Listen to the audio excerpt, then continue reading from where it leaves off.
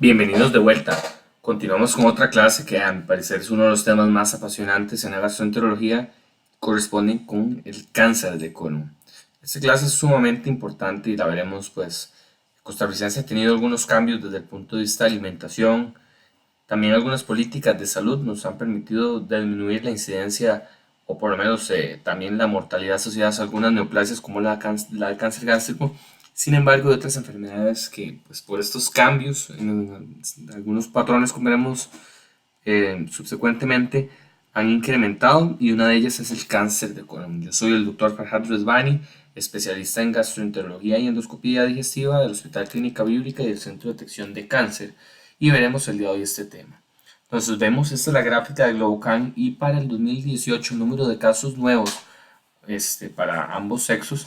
El cáncer más frecuente, si excluimos el de piel y otras neoplasias, es el cáncer de próstata, seguido por el de mama. Y aquí, de manera muy importante, el cáncer colorectal supera el número de casos al cáncer gástrico. Entonces, en el pasado, pues referíamos a que Costa Rica era un país de alta prevalencia e incidencia de cáncer gástrico, y a pesar de que nos mantenemos todavía en un punto caliente en esta enfermedad, ahora la neoplasia más frecuente del aparato digestivo es el carcinoma colorectal, y es por eso que debemos voltear nuestras miradas hasta esta neoplasia y darle la atención que realmente merece, pues es una enfermedad que para ambos sexos me genera muchos casos. Y vemos esta gráfica que cuando comparamos solamente hombres, el cáncer colorectal, si excluimos el cáncer de piel, ocupa el segundo lugar en posición después del cáncer de próstata. Y subsecuentemente seguirá el cáncer gástrico. Entonces es una incidencia muy importante. Y pues eso nos va a llevar pues a cambios importantes desde el punto de vista política de salud. En caso de las mujeres, después del cáncer de mama y tiroides sigue el cáncer colorectal. Entonces vemos que para ambos sexos, según las nuevas estadísticas de los últimos años, hay un incremento en la prevalencia o la incidencia de esta enfermedad. ¿Por qué está aumentando esta enfermedad? Porque estamos viendo cada vez más casos. Bueno, habíamos hablado de que hay algunas situaciones que desde el punto de vista socioeconómico han cambiado en Costa Rica y también dentro de nuestros hábitos. En la anterioridad, el costarricense tenía una dieta pues con comida muy típica, pues en la cual eran fuertes o la pirámide eran los productos tipo carbohidratos, no había una ingesta tan alta de grasas y comidas procesadas, no había tanta obesidad que ahora se convierte en un problema regional importante, además de que es una pandemia mundial y Costa Rica no está exenta de pues, situación. Entonces, ¿cuáles son los factores de riesgo que normalmente se asocian a cáncer de colon? El alcoholismo excesivamente puede generar pues riesgo para cáncer de colon. La obesidad y la dieta son los factores más importantes, principalmente dietas pues, ricas en alimentos grasos, en alimentos procesados, en lo que llamamos junk food, comida chatarra, pobre en lo que es fibra, pobre en vegetales, en verduras. Todos esos son factores de riesgo. El ser afroamericano o afrodescendiente pues conlleva también un riesgo importantísimo. Tan es así que las guías norteamericanas recomiendan que los pacientes afroamericanos sean tamizados 5 años antes que la población regular, y es porque tienen un riesgo genético aumentado de padecer problemas de este tipo. La diabetes y la resistencia a la insulina, que también va muy de la mano con la obesidad, es un factor de riesgo importante y tenemos muchísimos pacientes así, principalmente en el primer nivel, pues esos pacientes tenemos que ponerles especial atención. Otras situaciones desde el punto de vista médico que nos generan una comorbilidad que aumenta el riesgo es la acromegalia por exceso de hormonas relacionada con el crecimiento celular, también los pacientes trasplantados renal o los colecistectomizados, donde se ha visto que pues alguna de estas variaciones en las sales biliares pueden generar algún grado de inflamación a nivel colónico. Otros factores de riesgo desde el punto de vista de comorbilidades es la enfermedad inflamatoria intestinal, y ese es un factor de riesgo muy importante para cáncer de colon. Los pacientes que tienen enfermedad de Crohn tienen riesgo, principalmente los que tienen afección colónica, y los pacientes que tienen colitis ulcerativa son los que llevan más riesgo. Y de los pacientes que tienen colitis ulcerativa, principalmente los que tienen más de 10 años de evolución de su enfermedad, los pacientes que además tienen colangitis esclerosante primaria tienen mucho más riesgo de cáncer colorectal asociado, y también los pacientes que tienen pancolitis, que es inflamación de todo el marco colónico, o los que han pues, sufrido una enfermedad de difícil manejo con una dificultad importante para mantener una remisión desde el punto de vista inflamatorio. Son pacientes que tienen alto riesgo de desarrollar neoplasias y lesiones displásicas que en ocasiones son difíciles de visualizar producto de los cambios inflamatorios que puede presentar la pared colónica. Los pacientes que han sido irradiados por algún tipo de neoplasia también tienen un incremento en el riesgo, y estos pacientes se deben tamizar cada 5 años a partir de los 35 años o después de 10 años del tratamiento. Y también hay un subgrupo de pacientes que van a tener síndromes hereditarios, principalmente síndromes hereditarios polipósicos que corresponden a un 5% de los tumores. Y es importante recordar que en algunas de estas neoplasias va a haber un riesgo tan alto como un 100% de probabilidad de tener cáncer colorectal. Dentro de los síndromes adenomatosos tenemos el síndrome de Lynch, que es el cáncer colorectal no polipósico que generalmente se asocia a una mutación de unos genes que son los de mismatch repair, o sea, cuando no hay un apareamiento adecuado a las bases, estos son los genes que tienen que ser el guardián del genoma en este punto de vista, y en el síndrome de Lynch hay mutaciones puntuales en estas partes moleculares, lo que genera inestabilidad también microsatelital. La poliposis adenomatosa familiar generalmente va a tener una mutación en el gen que es el APC, y estos pacientes van a tener múltiples pólipos en todo el colon, inclusive en otras localizaciones del aparato digestivo como el estómago o también el intestino delgado. Y los pacientes con poliposis adenomatosa familiar, si no se les realiza una colectomía a edad temprana, tienen 100% de probabilidad de desarrollar cáncer colorectal. Vean qué importante que son estas enfermedades. Otros síndromes polipósicos pues, asociados son el de Gardner y el de Turcot, y hay otros síndromes polipósicos amartomatosos como la poliposis juvenil, los pólipos de Pats-Jaegers, el síndrome de Cowden, y también hay otras enfermedades que conllevan riesgo de cáncer colorectal como los síndromes polipósicos cerrados. Entonces, hay un subgrupo de pacientes que tienen algunas enfermedades hereditarias y normalmente nosotros hacemos el diagnóstico a través del fenotipo del paciente, y a partir de encontrar pacientes que calcen con este perfil de enfermedad, entonces buscamos cuál es la alteración genómica que tienen para dar consejería genética y el seguimiento apropiado para ellos, pues no solo hacen neoplasias en el aparato digestivo, sino también tienen tendencia a desarrollar cánceres en estructuras ginecológicas, en otras estructuras pélvicas, inclusive algunos hasta en sistema nervioso central, pulmonar, etcétera. Entonces, por eso son pacientes que requieren un seguimiento genético y oncológico muy estricto. ¿Cuáles van a ser los factores protectores? Hay algunos factores que nos pueden disminuir el riesgo, y se ha visto que la actividad física, una dieta alta en frutas y vegetales, o sea, una comida balanceada, rica en fibra, almidón, las dietas con adecuado aporte vitamínico, niveles de ácido fólico, folatos, B6, productos lácteos que contengan calcio, vitamina D, inclusive magnesio, productos del mar como el pescado que contenga omega 3, y desde el punto de vista farmacológico sí se ha visto que los antiinflamatorios no esteroidales y la aspirina a largo plazo puede disminuir el riesgo de padecer carcinoma colorectal. De hecho, la aspirina ha tenido esta asociación que, a pesar de que es un factor de riesgo para úlcera péptica, pues como genera un mecanismo de desinflamación, puede pues disminuir la probabilidad de que ocurran mutaciones genéticas, y por eso estos pacientes tienen un factor protector, al igual que los pacientes que utilizan difluorometilmetionina o con la sumatoria de otros antiinflamatorios como el sulindaco, los pacientes que usan terapia de reemplazo hormonal, los pacientes que usan crónicamente estatinas, los que usan obviamente también antioxidantes o que tienen una dieta rica en los mismos, los pacientes que utilizan bisfosfonatos y también inhibidores de la ECA, por los mecanismos aún un poco claros, parecen tener también un factor protector o una disminución del riesgo de tener carcinoma colorectal. ¿Cuál va a ser la presentación clínica? Es importante recordar que en los estadios tempranos de la enfermedad e inclusive en algunos estadios avanzados, los pacientes en su mayoría van a estar asintomáticos. Entonces, cuando ya aparecen síntomas y signos sugestivos, normalmente es porque la enfermedad ya ha tenido su progresión, ha pasado algunos años desde la aparición de la lesión. Una de las manifestaciones que vemos en los pacientes es la hematoquesia. Y en la hematoquesia, pues generalmente se presentan lesiones de rectos sigmoides. También algunos pacientes con tránsito rápido pueden tener hematoquesia teniendo lesiones de colon derecho.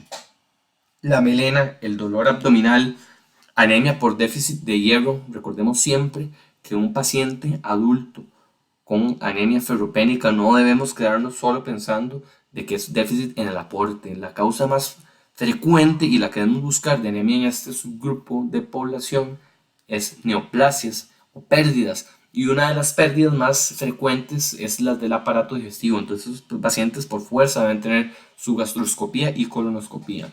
También el cambio en el hábito intestinal, que esto es más frecuente en las lesiones rectosigmoideas o de colon izquierdo, en donde las heces pueden cambiar en su morfología, pueden venir revueltas con sangre, pueden estar acintilladas, más delgadas, con forma de lápiz, con un cambio en su calibre. Todos estos pacientes pues, son los que tienen hay que correr porque pues, están teniendo síntomas sospechosos de una neoplasia. Inclusive esos cambios en el patrón intestinal pueden ser tan severos que en algunos momentos presenten cuadros suboclusivos u oclusivos. Debemos recordar que un subgrupo importante son asintomáticos y se diagnostican por cribaje a través de estudios de tamizaje. En los casos ya más avanzados, síntomas de obstrucción o peritonitis o inclusive de sangrado digestivo bajo, y los pacientes que ya tienen enfermedad metastásica pueden generar pues algunas alteraciones como la presencia de ganglios regionales, la presencia de metástasis hepáticas, pulmonar o peritoneales que pueden generar dolor, distensión, saciedad precoz, o la presencia de nódulos supraclaviculares o periumbilicales como los que describimos en la clase de cáncer gástrico. Entonces esta columna básicamente nos resume todos los síntomas que puede presentar el paciente, pero recordemos que este es el que debemos buscar. Sangre oculta es en heces con el paciente sintomático. Aquí es donde debemos ir a buscar a estos pacientes antes de que desarrollen una enfermedad avanzada, donde las opciones pues, de tratamiento son mucho más limitadas desde el punto de vista curativo. Los pacientes que tienen sangrado, anemia, dolor abdominal, pérdida de peso, anorexia, hiporexia, constipación, alteración en el cambio defecatorio, fatiga, diarrea, principalmente se puede ver en los pacientes que tienen lesiones vellosas grandes o en los pacientes que tienen síndromes obstructivos severos en los cuales puede existir diarrea por rebordamiento. Cuando ya no pasan las heces empieza a acumularse agua y a través pues, de los lados de los sitios laterales, entonces a veces puede discurrir líquido y generar una falsa diarrea, una pseudodiarrea que en realidad es una pues por rebalsamiento o rebordamiento.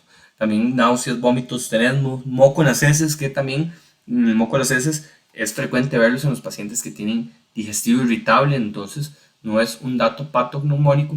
El dolor rectal en las lesiones bajas o los cuadros obstructivos. ¿Cuáles van a ser las localizaciones más frecuentes?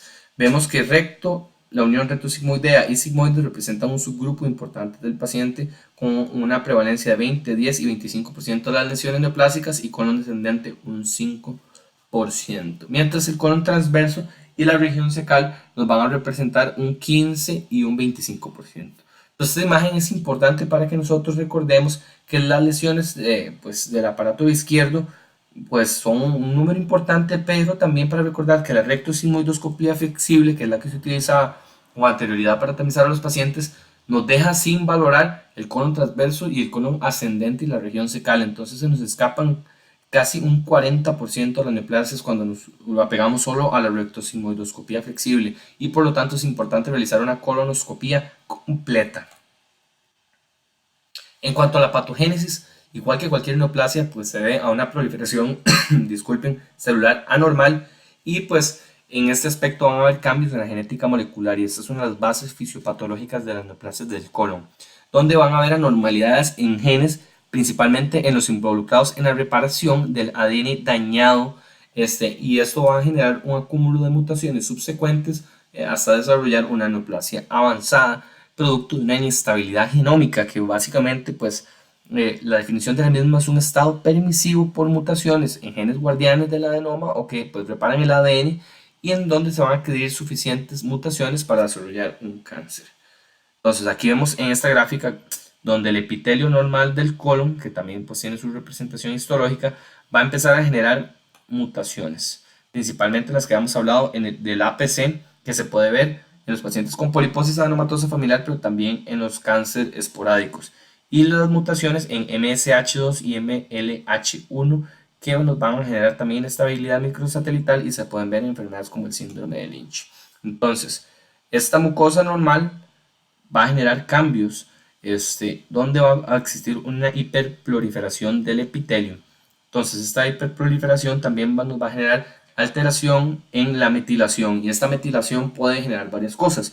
Una de ellas es que nos genere silenciamiento de algunos genes que son responsables de cuidar el material genético, de ser guardianes del genoma, o también activación de protooncogenes que nos van a generar factores de liberación de factores de crecimiento, por ejemplo, factores de crecimiento celular o del epitelio vascular, o estimulante de colonias de plaquetas, etcétera, y todos esos cambios hiperproliferativos nos van a generar que exista un crecimiento acelerado y en ocasiones desorganizado de las células. Por supuesto, lo que hemos hablado, que puede haber inactivación de estos genes protectores del ADN hasta desarrollar el adenoma, que el adenoma, por definición, en el colon siempre va a tener displasia, al menos de bajo grado. Entonces, ya vemos que el epitelio es un epitelio normal. Si hiciéramos zoom, aquí veríamos que ya la morfología de las células de la mucosa pues tiene algunos grados de displasia, y posteriormente este crecimiento acelerado nos va a generar acumulación de otras mutaciones como las del gen KRAS, las deleciones del cromosoma 18Q y del TP53. Entonces, el acúmulo subsecuente de mutaciones nos va a generar que este crecimiento eventualmente se desarrolle o se convierta en un carcinoma con una pérdida de la diferenciación celular y con un componente biológico mucho más agresivo. Entonces, ya aquí vemos en esta imagen donde se completó esta secuencia de evolución hasta el carcinoma, y es por eso que nosotros debemos actuar en este punto, en la resección de los adenomas, de las lesiones tempranas, para evitar que esta se convierta en una neoplasia. Y aquí vemos cuál es el camino a la inestabilidad microsatelital, y es un poco repetitivo con lo que vimos anteriormente, pero es nada más para que veamos este mapa genético donde el epitelio normal con estas diferentes mutaciones se va a convertir en un epitelio displásico, y estos adenomas, cuando subsecuentemente tienen mutaciones, por ejemplo el KRAS o el BRAF1, van a generar adenomas que van a pasar de bajo grado a alto grado, inclusive carcinoma in situ, y las subsecuentes mutaciones nos van a generar que esta lesión genere una neoplasia que posteriormente se puede convertir en una enfermedad metastásica. Y aquí va a haber, en este punto ya más avanzado de la evolución de los adenomas, una inactivación de los mismatch repair system, o sea, este sistema de control del apareamiento de las bases del ADN. Entonces, conforme vemos que el tiempo en la progresión de adenoma va incrementando, el número de alteraciones genéticas va a incrementarse exponencialmente. Es por eso que debemos intervenir en este punto temprano, en los adenomas tempranos, o a más tardar en los adenomas tardíos. ¿Y cuál va a ser la lesión precursora de la mayoría de neoplasias del colon? Bueno, van a ser los pólipos. Y los pólipos, es importante comprender que existen muchos tipos de pólipos, y no todos los pólipos por definición son malignos. Hay algunos que tendrán su potencial maligno y otros que realmente no lo tienen, y por eso nosotros específicamente en los programas de cribaje o tamizaje nos interesa buscar las lesiones premalignas, que de manera muy general son los adenomas y los pólipos cerrados. Estas van a ser las dos lesiones premalignas que nosotros vamos a encontrar en el aparato digestivo. Pero vemos que hay una clasificación de múltiples pólipos que pueden existir en el colon, y ya el diagnóstico diferencial evidentemente es trabajo del endoscopista. Entonces, los adenomas en su mayoría se consideran benignos, pero en realidad son lesiones premalignas, porque como definimos previamente, todos los adenomas por definición al menos tienen displasia de bajo grado. Entonces tenemos los adenomas tubular, túbulo velloso y los vellosos, siendo el velloso y el túbulo velloso los que tienen más riesgo de ser malignos o tener más alto grado de potencial maligno. Van a haber también pólipos malignos, o sea, pólipos que tienen focos de carcinoma, que en ocasiones puede ser confinado solo en la mucosa, o sea, ser no invasivos o intramucosos, o inclusive carcinoma in situ, que son los que tienen displasia de alto grado. Pero algunos ya pueden ser invasivos, o sea, las neoplasias invasivas son las que ya penetran más allá de la muscular de la mucosa, que en ocasiones, cuando se ubican en el primer tercio de la submucosa, todavía se pueden resecar endoscópicamente. Sin embargo, si avanzan más allá de este nivel, pues conlleva mucho riesgo de metástasis ganglionar, y por lo tanto se consideran ya lesiones más avanzadas. Sin embargo, vamos a tener otras lesiones no neoplásicas, como los pólipos hiperplásicos. Sin embargo, abrimos un paréntesis porque hay un subgrupo extraño o no tan frecuente de pólipos hiperplásicos que ocurren más en el colon derecho, o sea, en colon ascendente y en ciego, que son los pólipos acerrados o cerrados. Y los pólipos cerrados pueden tener displasia. Hoy también existen unos adenomas cerrados con morfología cerrada que también tienen componente displásico. Los pólipos de mucosa, como por ejemplo cuando la mucosa se prolapsa y forman una configuración de pólipos, obviamente son benignos. Los pólipos juveniles, que son amartomas, como los Pett-Jägers también, y los pólipos inflamatorios son lesiones que no evolucionan a cáncer. Y también existen lesiones submucosas del aparato colónico, que algunas de ellas sí pueden tener componente neoplásico, como son los tumores carcinoides o lesiones metastásicas, o los tumores del estroma gastrointestinal, los GIST.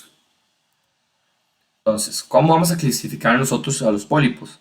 Y eso es importante porque conforme ha avanzado la gastroenterología y la endoscopía, pues cada vez ustedes van a estar más expuestos a reportes de colonoscopías y tienen que entender cuáles son las clasificaciones para que todos hablemos un idioma común. Entonces, de manera general, los pólipos son estas protrusiones o proyecciones de tejido y el componente adenomatoso es el que vemos aquí en la cabeza. Los pólipos pediculados tienen un tallo, que este tallo está libre, es un tallo que no es adenomatoso, simplemente se genera por la atracción del epitelio. Sin embargo, vamos a tener lesiones que no son polipoides. Las polipoides tienen la gran ventaja que si se forma un carcinoma invasor da tiempo antes de que este invada el cuello. Y también da la facilidad de resecarla, pues solamente hay que agarrarlo con un asa y cortar en este extremo, entonces son relativamente fáciles de quitar. Sin embargo, las lesiones sésiles, semipediculadas o planas no tienen un tallo verdadero y estas lesiones, pues al avanzar o profundizar la lesión, se conllevan más riesgo de malignidad. También en las lesiones que son planas o superficialmente elevadas, o sea, cuando son menos de 2.5 milímetros de altura, nosotros las clasificamos como 0,2A, 0,2B cuando son planas o 0,2C cuando tienen una depresión central. Aquí vemos una lesión 0,2A en los bordes y 0,2C en el componente central. Y esta es la clasificación de París, que nosotros es la que utilizamos para describir la morfología del pólipo. Entonces, si la lesión es protruida, le ponemos 1P, 0,1P, para describir que es pediculada o pedunculada, que tiene este tallo verdadero. Las 0,1SP son lesiones subpediculadas o semipediculadas, que no tienen un tallo verdadero, sin embargo la lesión pues sí tiene una morfología no tan plana. Y las lesiones sésiles, en donde vemos que el ángulo que tiene con respecto a la mucosa supera los 90 grados, a diferencia de acá, donde es menos de 90 grados, aquí sí va a extenderse más de 90 grados y por eso las lesiones son sésiles. Si la lesión es de más de 2.5 milímetros con respecto a la superficie de la mucosa, se considera protruida. Si la lesión es menos de esto, se considera superficial elevada, 2A, o la combinación 2A más 2C, las dos velas que son planas, las 2C cuando son ligeramente deprimidas, y básicamente es un resumen más detallado de la clasificación de París, pero esta clasificación es meramente morfológica, no es una clasificación que nos permita a nosotros predecir el riesgo de que sea un adenoma avanzado. Sin embargo, las lesiones planas o las lesiones deprimidas tienen más riesgo de tener neoplasia avanzada, independientemente del subtipo histológico. Y esto que pues, les describí anteriormente se debe a esto. Cuando el pólipo es pediculado existen varios niveles, que son los niveles de Haggard, entonces en el cual si existe un adenocarcinoma, cuando el adenocarcinoma se localiza solo en la mucosa se considera una lesión temprana o no invasora. Sin embargo, cuando ya atraviesa la muscular de la mucosa, hay que ver el nivel de profundidad. En las lesiones pediculadas nos da más chance porque tenemos una protrusión de la mucosa, entonces el nivel 1 y 2 inclusive se puede considerar curativo. Sin embargo, cuando las lesiones ya empiezan a invadir la submucosa, en sus planos profundos, entonces ya hay más riesgo de metástasis ganglionar. Y ese es el problema de las lesiones sésiles o planas, que al no existir este tallo rápidamente, cuando hay un cambio de displasia de bajo grado, alto grado y carcinoma, con solo penetrar la muscular de la mucosa, rápidamente ya entramos en una parte muy profunda del epitelio submucoso, y es por eso que las lesiones planas tienden a evolucionar rápido a un carcinoma invasor con mayor riesgo de metástasis ganglionar. También existen clasificaciones, pero desde el punto de vista de la morfología del patrón glandular, no de la morfología macroscópica del pólipo. Y entonces vemos que esta es una clasificación, existen muchas clasificaciones, sin embargo, pues a mí no me interesa eso, sino que ustedes sepan que existen y que básicamente las que por lo menos en el centro de cáncer utilizamos con mayor frecuencia es la del grupo japonés, el JNET, porque pues varios hemos tenido contacto y formación con estos médicos y también en Japón, entonces pues utilizamos con la que se nos ha enseñado, pero normalmente la escuela norteamericana utiliza otras clasificaciones como la de NICE, los japoneses utilizan la de JNET y la de Kudo, y en realidad no me interesa que se la memoricen, pero es para que vean que nosotros también podemos valorar el patrón de la estructura glandular del pólipo y a partir de ella poder hacer una apreciación o un análisis de este patrón para valorar la probabilidad de que la lesión sea neoplásica. Entonces, o qué tipo de, o sea, para intentar predecir la histología del pólipo. Entonces, en las lesiones tipo 1 vamos a tener que fijarnos en el patrón vascular y en el patrón de la superficie. Entonces, cuando vemos que hay pocos vasos y hay un puntilleo regular, normalmente lo más probable es que esta lesión sea una tipo 1 y lo más frecuente es que estos sean pólipos benignos de tipo hiperplásico. La mayoría de los pólipos hiperplásicos no conllevan ningún riesgo de malignidad y no tienen displasia. Sin embargo, un apartado especial son las lesiones cerradas que sí pueden tener displasia. Entonces, la mayoría de los pólipos hiperplásicos, más los de colon izquierdo, que pues no tienen estigmas de riesgo, inclusive en algunas ocasiones nosotros no las resecamos o las resecamos y no las mandamos para valoración histológica porque el riesgo de neoplasias es prácticamente nulo, más cuando son menores de 5 o 10 milímetros. En las lesiones 2A vamos a ver que si hay un cambio en el patrón vascular y en la superficie. Y lo que vamos a ver principalmente es una distribución que es regular pero en malla o espiralada, como tipo cerebriforme. Entonces, patrón de la superficie puede ser más tubular o más papilar. Cuando se ve más papilar es más digitiforme, más cerebriforme, son más pronunciados estos surcos y esto normalmente nos correlaciona con lesiones adenomatosas con displasia de bajo grado, o sea, que no hay neoplasia. Entonces, las lesiones 2A son francas tributarias y todas se deben resecar endoscópicamente, pues son adenomas con displasia de bajo grado que en una eventualidad pueden progresar a alto grado y convertirse en una lesión neoplásica. Las lesiones 2B son similares a las 2A, sin embargo, ya el calibre y la distribución del patrón vascular y de la superficie es más irregular. Vemos que aquí hay segmentos ya más irregulares, inclusive hay algunas zonas aquí que se convierten ya clásicas a glandulares, cuesta valorar este patrón de la superficie. Y el problema de estas lesiones es que son sospechosas de que ya puedan tener una displasia de alto grado, un carcinoma in situ o una neoplasia mínimamente invasiva, o sea que ya invada la primera espesor, el primer tercio de la submucosa. Aún ese tipo de lesiones se pueden resecar endoscópicamente, sin embargo, en este tipo de lesiones 2B debemos intentar retirar la pieza en un solo bloque, o sea, lo que uno llama en block resection, es una resección completa en una sola pieza, no en piecemeal, no en pedazos, para que el patólogo pueda analizar todo el grosor, todo el espécimen histológico y que se puedan tomar los análisis patológicos de infiltración, del grado de infiltración de la submucosa, también si hay o no infiltración linfovascular y también los márgenes. Entonces estas lesiones son tributarias a resección endoscópica, normalmente se resecan a través de una disección endoscópica de la submucosa, que ahora veremos más adelante, que es básicamente la misma técnica que para cáncer gástrico, pero la veremos en un ejemplo más adelante. Y las lesiones tipo 3, ya aquí sí hay pérdidas del patrón vascular glandular en algunas zonas también. Vemos que en esta zona no hay glándulas visibles o el patrón es amórfico. Y vemos en esta zona segmentos con vasos de neovascularización que son más gruesos, inclusive con interrupción de estos vasos gruesos. Todas estas características de la superficie del pólipo, independientemente del tamaño o de la morfología macroscópica, nos indican de que existe gran probabilidad de que exista ya un carcinoma con una invasión profunda y que ya este paciente no sea tributario a una resección endoscópica, sino que va a requerir una cirugía con resección de la pieza, disección ganglionar y dependiendo de lo que se encuentre en la pieza patológica final, terapia con quimioterapia. Entonces vemos en esta gráfica que los pólipos adenomatosos, los más frecuentes van a ser los tubulares y el riesgo de malignidad en estos es bajo y conforme vamos avanzando los túbulos vellosos son menos frecuentes pero más neoplásicos, al igual que los vellosos que tienen más riesgo de cáncer. Y también el tamaño, entre mayor es el tamaño del pólipo, mayor es la probabilidad de que exista displasia de alto grado o cáncer en la pieza. Más en los que tienen pues componente velloso. Entonces los adenomas van a ser los precursores del 70-90% de lesiones colorectales y por eso debemos buscarlos. Y lo importante es que estas lesiones nos da chance. La mayoría de ellos tardan hasta 10 años en generar esta evolución que vimos en las gráficas previas con las diferentes mutaciones.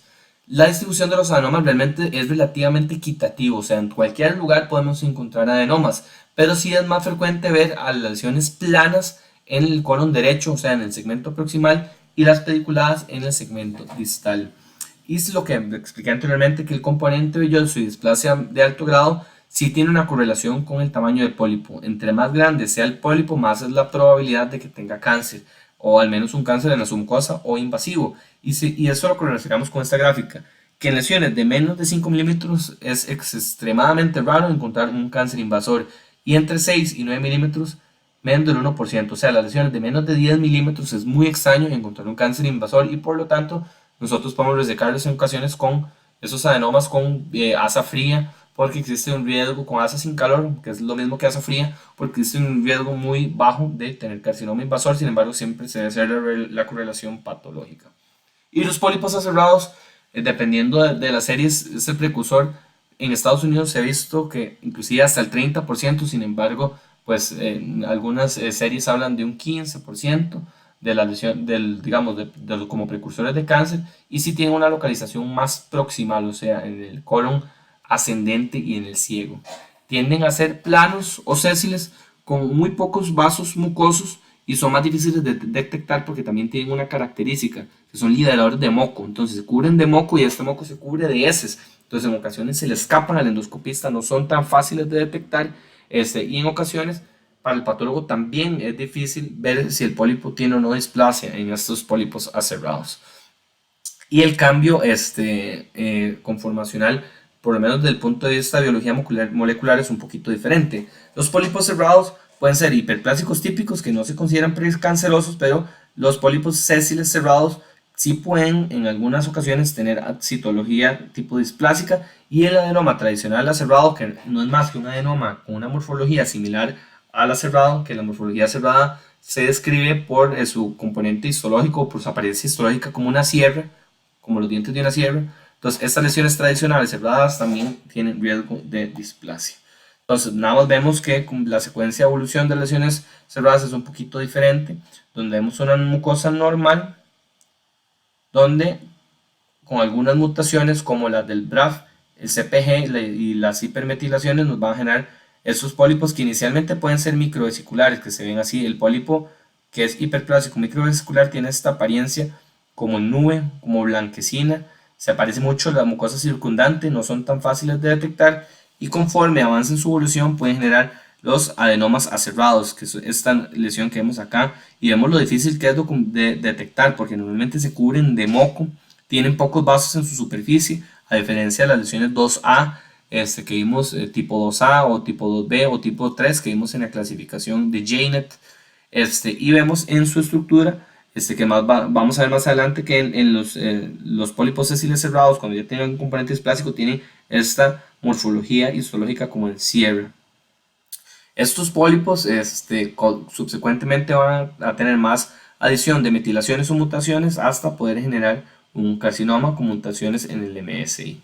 Entonces, estas lesiones al ser planas tienden a invadir rápido el espacio submucoso y por eso tienen este problema potencial. Y el otro problema de los pólipos cerrados es que son muy difíciles de detectar, se escapan con facilidad. Se tienden a cubrir de moco, son lesiones muy planas, si el colon no está preparado no permite ver bien y es por eso que una buena preparación intestinal es fundamental en la colonoscopia, y en esto debemos insistir a los pacientes para que lleguen bien preparados y se apeguen a las recomendaciones de dieta y de laxantes que le indica el gastroenterólogo. ¿Cuál va a ser la clasificación molecular del cáncer colorectal? Ya lo hemos tocado varias veces. Hay algunos hereditarios como el síndrome de poliposis adenomatosa familiar, donde la mutación más importante va a ser en el APC. Y la grado de inestabilidad microsatelital va a ser alta en esos pacientes que tienen poliposis adenomatosa familiar y también en los pacientes que tienen neoplasias esporádicas, y subsecuentemente esos pacientes van a tener mutaciones en el KRAS. En los que tienen problemas tipo mismatch repair como el síndrome de Lynch, lo que van a tener principalmente es un estatus alterado con alta inestabilidad microsatelital en este aspecto del MSI, y el paciente no tiene tantas mutaciones en el SIM, que va a ser básicamente en las islas de metilación, el fenotipo de islas de metilación, y también tenemos la vida cerrada, donde más bien esta frecuencia de mutaciones en la isla de metilación es bastante alta, y entonces vamos a ver que el estado de MLH1 también va a ser un poquito diferente, teniendo más metilación en los cánceres de tipo hereditario, y en los esporádicos va a ser más parcial. Entonces, no me interesa tampoco que recuerden esto, pero para que sepan que hay algunas enfermedades hereditarias que conllevan a mutaciones específicas en algunos genes, Y algunas otras lesiones, como las esporádicas, pueden tener alguna mutación inicial, pero subsecuentemente van a ir acumulando otras mutaciones como las del KRAS. Entonces, dependiendo de la vía que tome esa lesión, puede llegar al final a la neoplasia. Sin embargo, de manera global, siempre la lesión precursora va a ser este pólipo adenomatoso o cerrado. Y por eso, pues, debemos tener especial atención con esto. Y esto vamos a ver en esta gráfica, que el epitelio normal, cuando se da el carcinoma por la vía esporádica, va a haber una mutación en el APC que va a ser una iniciación tumoral que va a generar que las células se repliquen aceleradamente y se va a convertir en adenomas, y después esos adenomas, cuando generan mutaciones del KRAS, del DCC o del P53, aquí es donde van a seguir progresando. Los pacientes que tienen el síndrome de poliposis adenomatosa familiar, lo que van a tener es una mutación en el APC, que se va a ser el que va a estar dañado, y van a tener un crecimiento celular acelerado, y ese crecimiento celular después es la que nos va a llevar a las mutaciones subsecuentes, aunque inicialmente son normales. A diferencia del cáncer colorectal no polipósico, el síndrome de Lynch, donde la mutación no es en el APC, entonces por eso no forman pólipos, sino que ellos tienen ya mutaciones avanzadas en estos genes de KRAS, DCC y P53, entonces no forman pólipos, pero también tienen una tendencia muy aumentada, muy alta de tener cáncer colorectal. ¿Cuál va a ser el manejo de estos pacientes? Entonces vemos en esta gráfica que dependiendo del estadio de la enfermedad, y el estadio de nosotros también lo hacemos a través del TNM, que es muy similar, por lo menos en su base al gástrico, y por lo tanto pues iremos un poco más rápido en este aspecto, pero porque pues, lo vimos en el módulo pasado. Pero lo que sí vemos es que conforme avanza el estadio de la enfermedad, la probabilidad de supervivencia va a ser más baja con respecto al tiempo, y vemos que ya para los pacientes estadio 5 la sobrevida después del diagnóstico es muy corta. Sin embargo, para las lesiones que se diagnostican en estadio 1, 2A, 2B, inclusive 2C, la supervivencia a más de 5 años es más del 70% de los pacientes. Entonces por eso es donde debemos tomar y buscar a esos pacientes en los estadios más tempranos de la enfermedad. Entonces, lo más importante en la detección va a ser buscar lesiones tempranas y resecar las mismas. Entonces vamos a ver este caso de este paciente donde hicimos una colonoscopía. Aquí encuentro una lesión plana. Vemos que no son tan fáciles de detectar en algunas situaciones. Las lesiones pediculadas son fáciles de detectar, pero aquí tenemos una lesión plana. Aquí vemos el borde de la lesión y es una lesión bastante alargada, casi que toma todo el pliegue colónico. Entonces lo que nosotros hacemos para la resección endoscópica es inyectar hacia la submucosa una sustancia que tiene ácido hialurónico, azul de metileno y solución fisiológica para generar un colchón en la submucosa para que nos separe la mucosa de la submucosa. Entonces aquí vemos ya la lesión toda elevada y vemos la dimensión de la lesión. Con un asa, que es un asa que conectamos a una unidad electroquirúrgica, entonces tenemos la resección. Entonces aquí nada más utiliza una técnica que se llama de anclaje para el segmento distal de la lesión. Abrimos toda el asa. Aquí es importante la colaboración del técnico. Vemos el patrón de la superficie del pólipo, un patrón sugestivo de ser adenomatoso. Capturamos con el asa toda la lesión, nos acomodamos, aquí cerramos el asa y subsecuentemente con calor cortamos la lesión con una unidad electroquirúrgica, conectando esta asa a la fuente del generador de la unidad electroquirúrgica, y aquí vemos una resección completa de la lesión.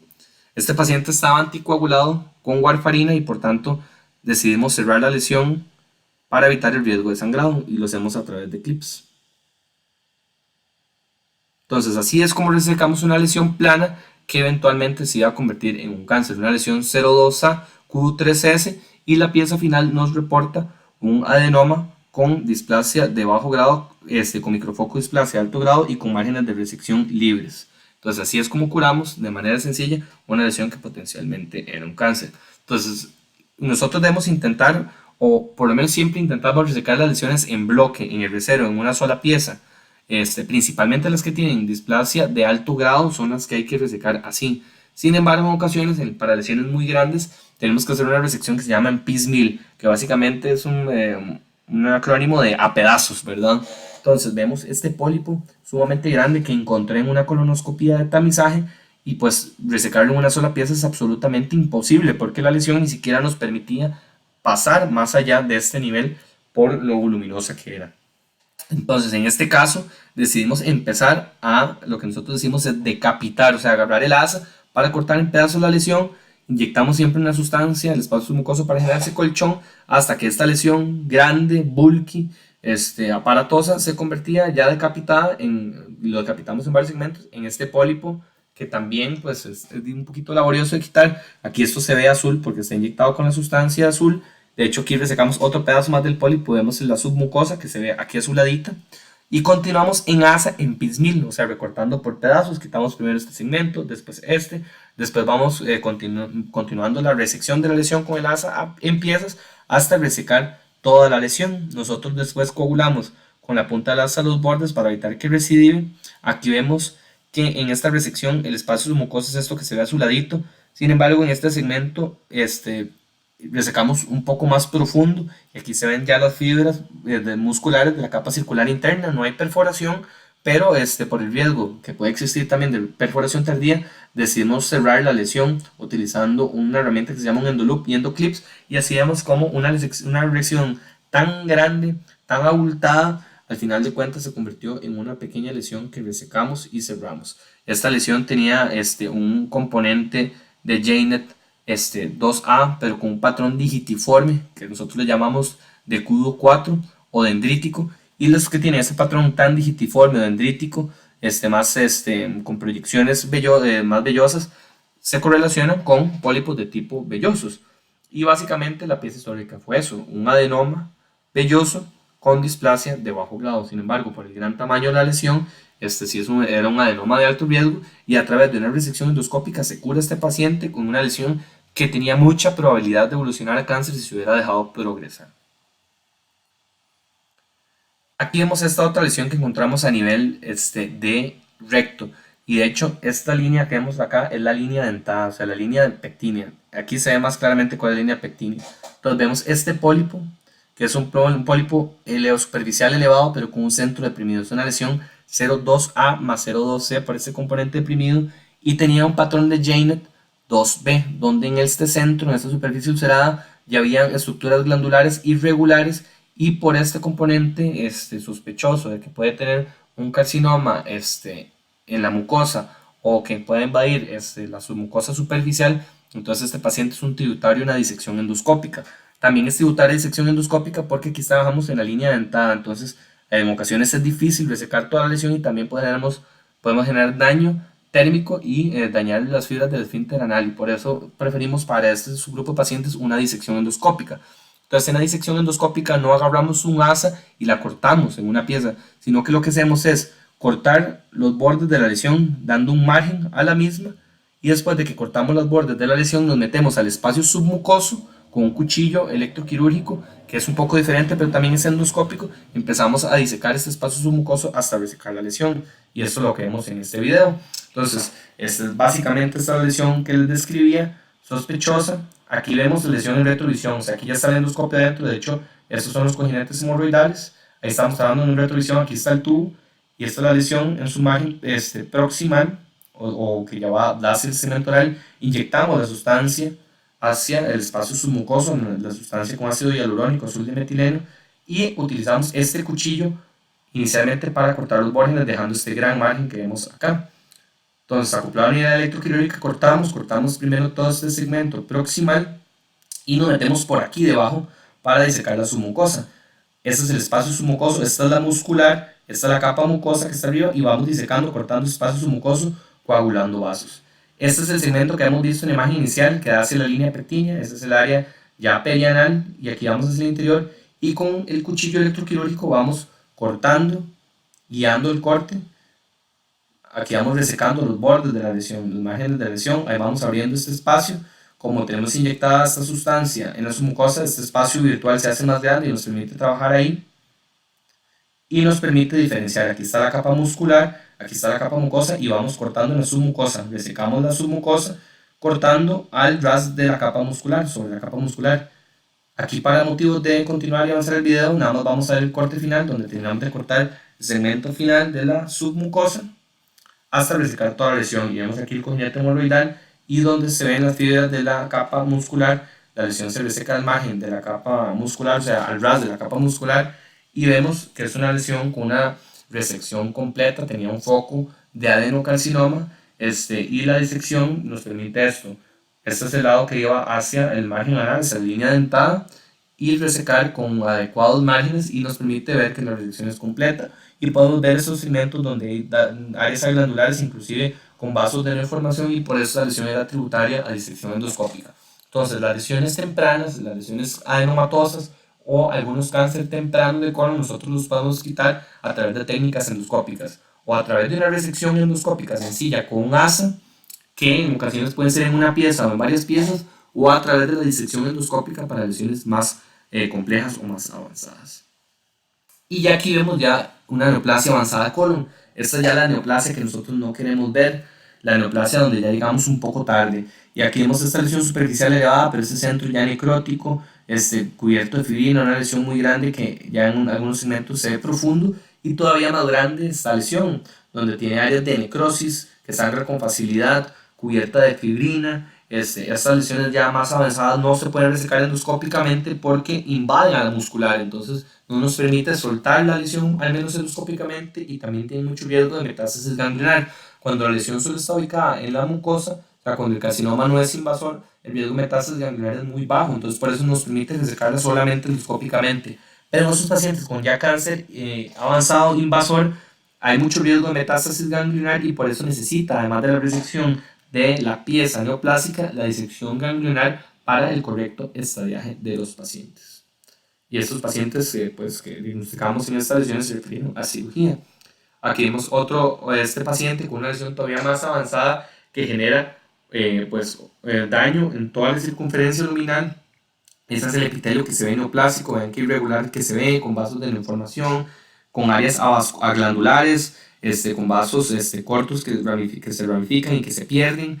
Y aquí vemos en este segmento ya una úlcera, donde este espacio ulceroso ya se encuentra totalmente con áreas de necrosis cubierta de fibrina y que impide el paso del endoscopio. Esta es una lesión ya avanzada obstructiva, que pues lamentablemente meritaba referir al paciente ya para un manejo más desde el punto de vista paliativo, y por eso nosotros debemos detectar la lesión de manera temprana.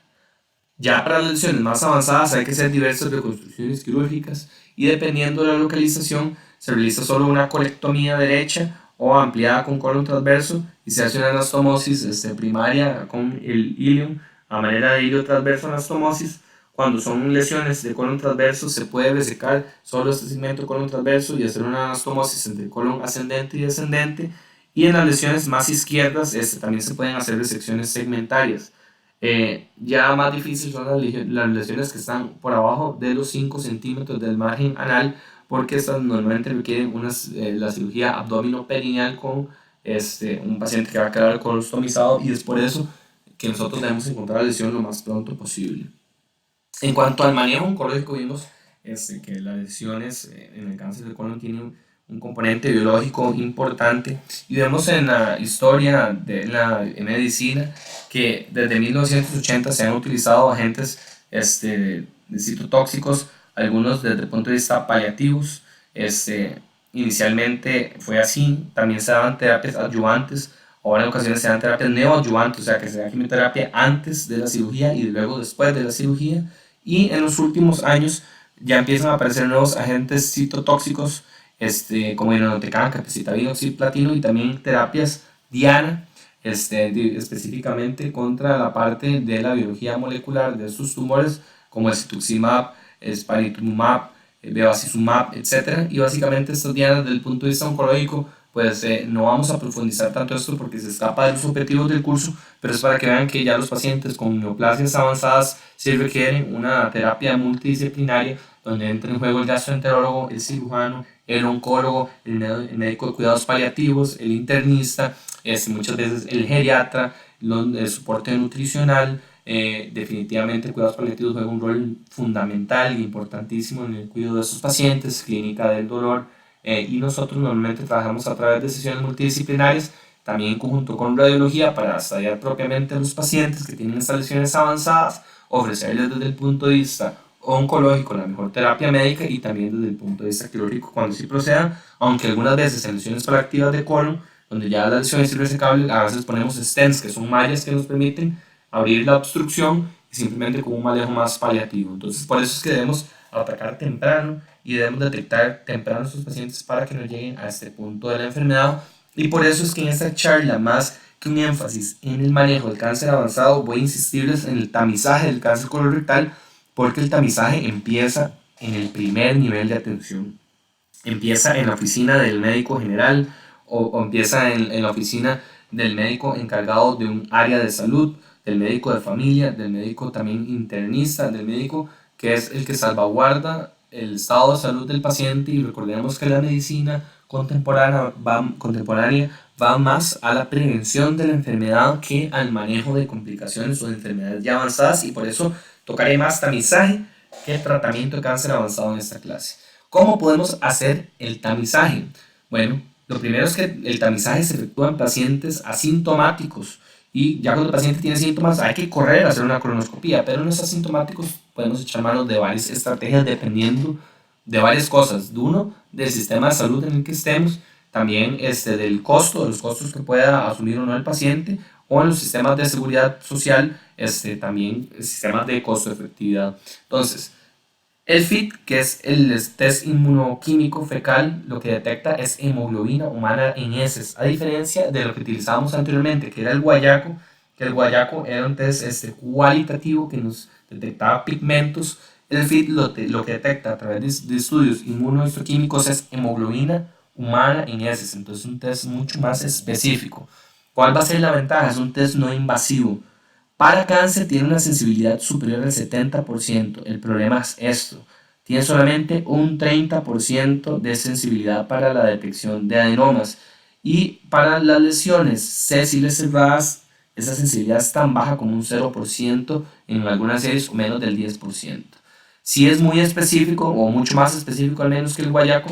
Sin embargo, las desventajas de que sea anual y que tenga una sensibilidad baja para algunos adenomas hace que este test no sea el gold estándar. Sin embargo, si el paciente pues, no tiene los medios para realizarse una colonoscopia, o si el sistema de salud no permite tamizar a partir de los 50 años a toda la población a través de colonoscopia, entonces la realización del examen de FIT anual al menos es una buena estrategia. Y en esto sí son muy enfáticos las guías a nivel mundial, que es mejor hacer cualquier test de tamizaje que no hacer ninguno. Entonces el FIT es una posibilidad, una herramienta que podemos echar mano en caso de que no tengamos otras herramientas.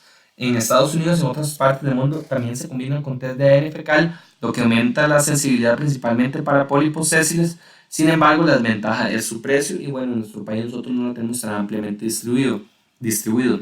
La colonoscopia pues es el gold estándar y tiene la ventaja, bueno, que es terapéutica, nos permite también quitar los pólipos, que los intervalos son más amplios, si el paciente no tiene lesión hasta 10 años, no tiene que ser anual, y que se ha visto en estudios que reduce la mortalidad. La colonoscopia de buena calidad tiene muy buena eficacia y rentabilidad, pero el problema es que posee mayor riesgos que ninguna otra. ¿Por qué? Porque el paciente va a tener que prepararse, el paciente puede tener riesgos asociados a la resección, a la sedación, etc.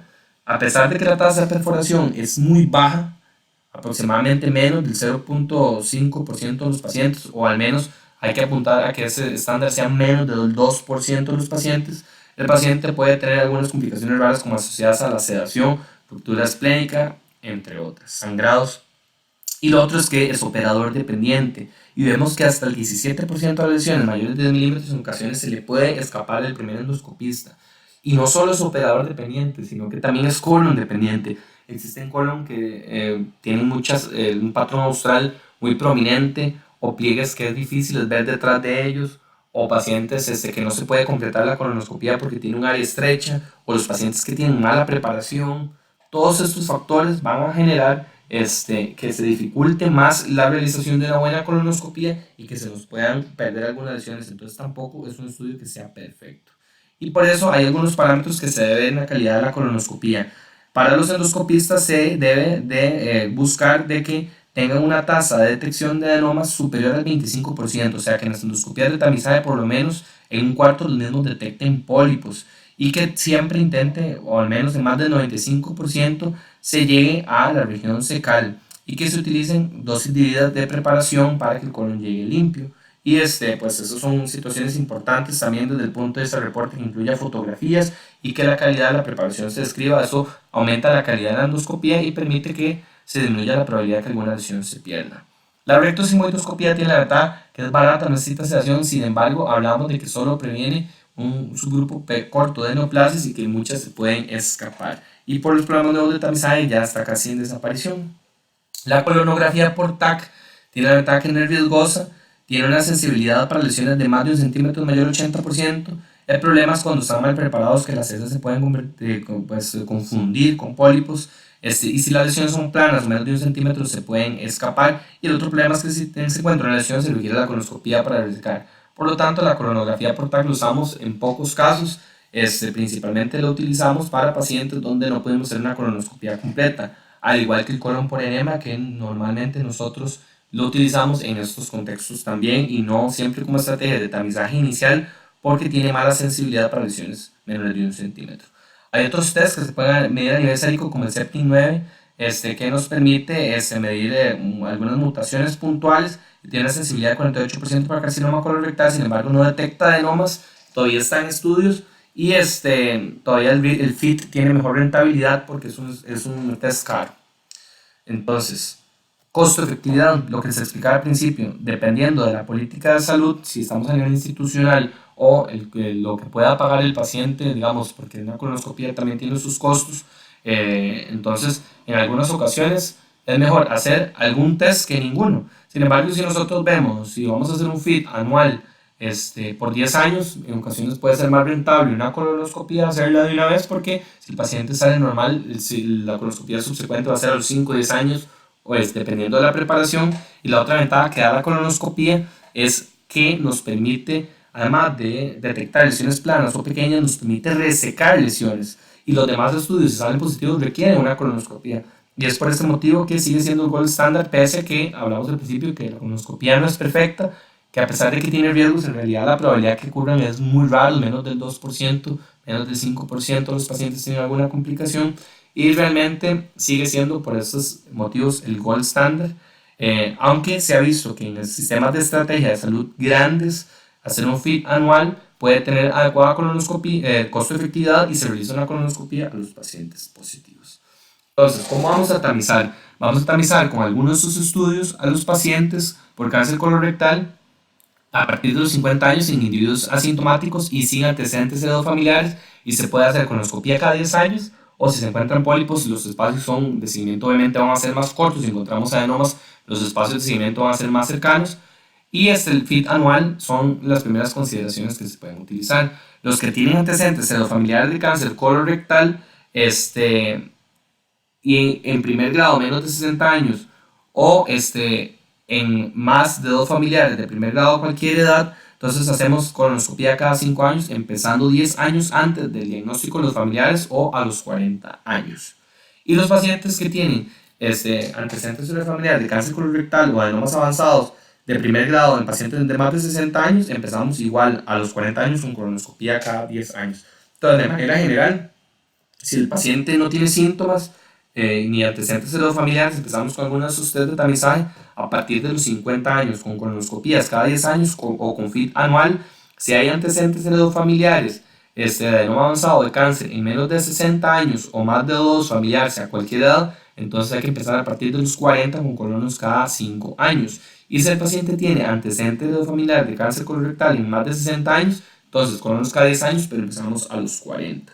Esas son las estrategias del Task Force, que son las guías norteamericanas. Sin embargo, a nivel nacional se pueden hacer algunos cambios pequeños, algunos detalles, pero de manera general estos son los principios del tamizaje. Los pacientes que tienen menos de 50 años con síntomas, hay que hacer una evaluación inmediata a través de colonoscopía. Los pacientes afroamericanos o raza negra, iniciar el tamizaje antes de los 40, al menos a los 45 años.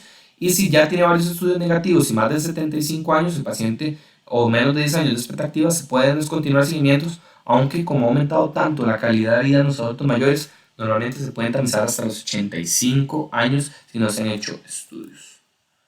Después de la primera colono, si nosotros encontramos adenomas, si no encontramos pólipos a los 10 años, pero si encontramos adenomas, 1 o 2 pequeños tubulares a los 5 o 10 años, si son de más de 3 o 10 adenomas a los 3 años. Si son más de 10, todavía más cercano. Si alguno de los adenomas es más de 10 milímetros cada 3 años, o si ya tienen componentes de displasia de alto grado, también se deben observar más temprano, al igual que las lesiones cerradas, que dependiendo de la cantidad y el tamaño deben ser observadas más cercanas.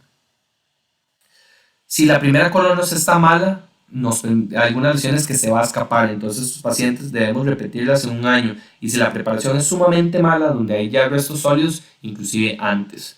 Y si el paciente tiene nuevos síntomas en el intervalo, en general es mejor repetir si hay sangrado. Entonces ya a manera de resumen vamos a ver que este es el colon sano, y en la vía adenomatosa van a haber varias mutaciones, inicialmente en los adenomas APC, KRAS y P53, que nos va a llevar a una inestabilidad microsatelital, o en la vía de los pólipos cerrados, principalmente a través de otras mutaciones como la del BRAF. Y estas lesiones nosotros vamos a poder tamizarlas a través de varios estudios, como la colonoscopía, sigmoidoscopía, la colonografía por TAC. Sin embargo, vemos que la colonoscopía sí nos permite detectar desde lesiones más pequeñas que a veces en el FIT no se pueden detectar de manera tan temprana. Y es por eso que siempre tamizamos al paciente con lo que tengamos a mano.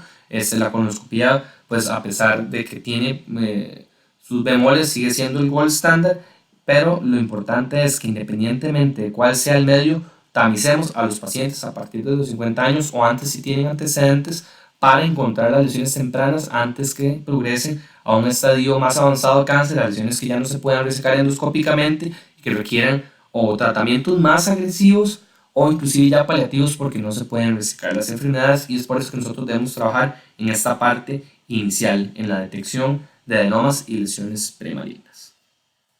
Muchas gracias.